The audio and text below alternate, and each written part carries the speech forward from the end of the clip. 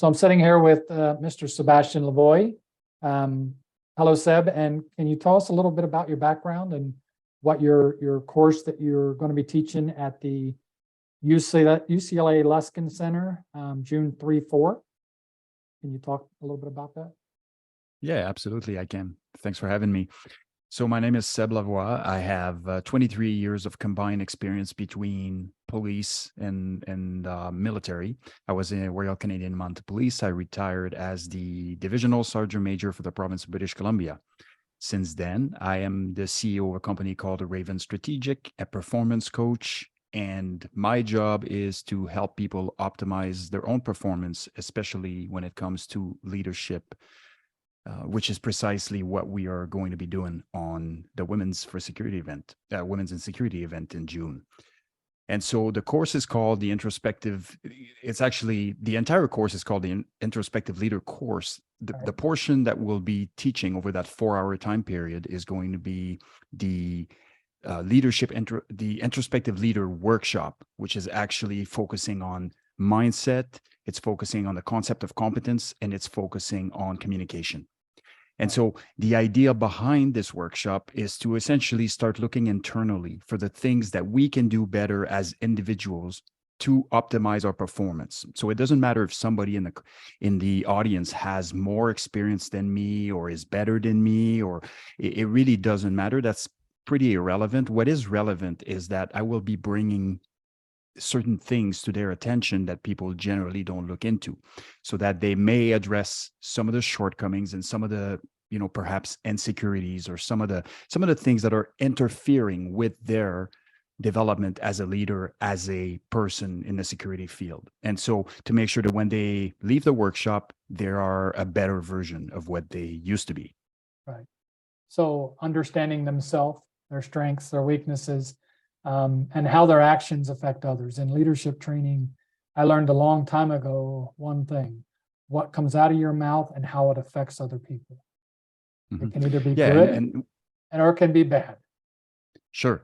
And we'll speak to that. We will speak to one of the biggest predicators of success in the leadership realm, which is emotional intelligence. And we're going to actually break down emotional intelligence. So we're going to talk about certain pieces of that and how we can,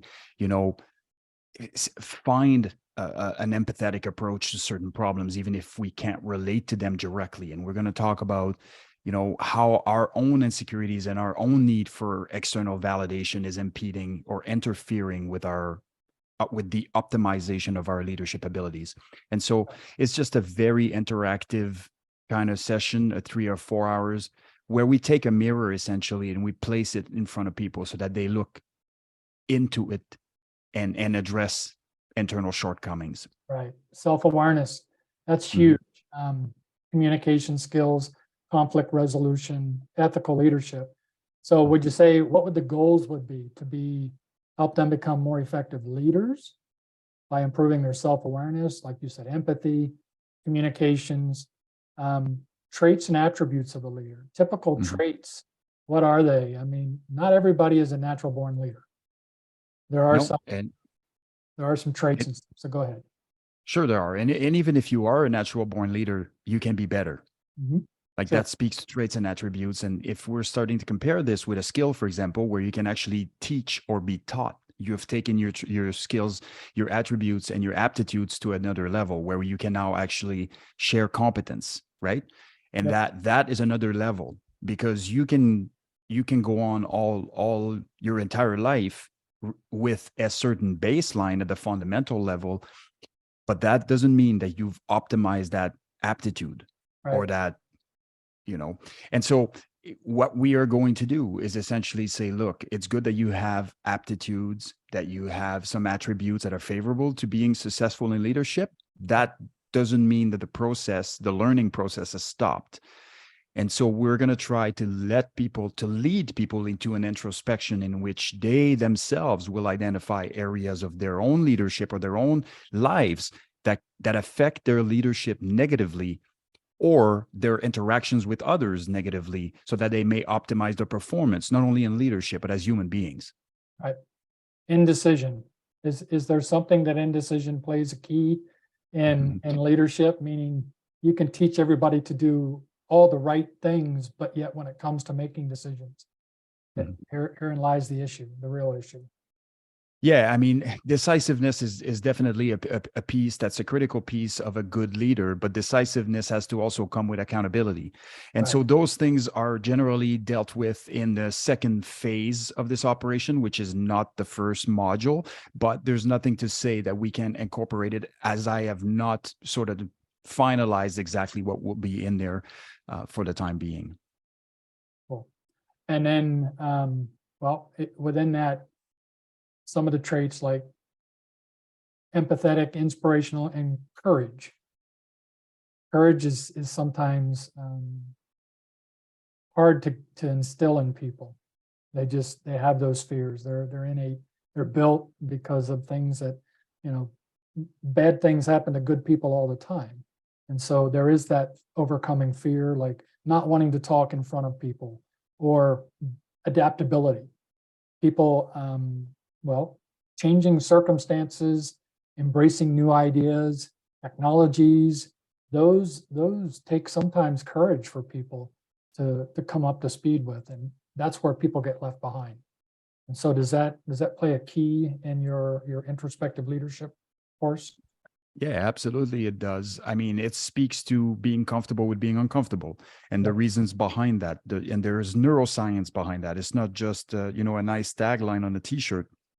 There's actually neuroscience behind that as to why it is important, as to why humans have a propensity to seek comfort, and why comfort is the growth killer, and how are we overcoming some of the propensity that we have to remain comfortable and be safe and experience pleasure hormones and stay in the same spot, or seek a challenge or seek challenges, actually rise up to the occasion, or at the very least in an incremental way towards a goal that we have that is lofty, as opposed to aiming low by fear of missing. And Right. so those are all things that we're going to discuss, including imposter syndrome, including just some of the normal things that are occurring when somebody finds themselves in a leadership position, especially if they have certain insecurities in relation to their own assignment. How do we logically override certain things so that we may move forward and identify the key strength that we have as an individual and optimize those strengths while we are continuing to working to develop our shortcomings? Right. Right. And imposter syndrome is crucial in any business world, in any leadership position.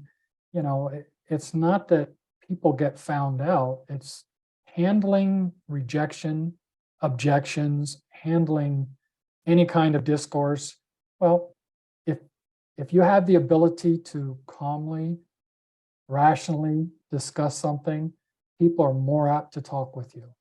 If you start trolling, getting up in people's faces, getting angry, getting mad, well, the discussion's over. So I think for this short segment, we look forward to seeing and hearing this introspective leader course, June 3, 4th at the UCLA Luskin Center. And Seb, do you have any parting words before we sign off here? No, thank you for having me, and I look forward to the event. All righty. All right. Thanks. Thanks for being with us today. Good. Thank you.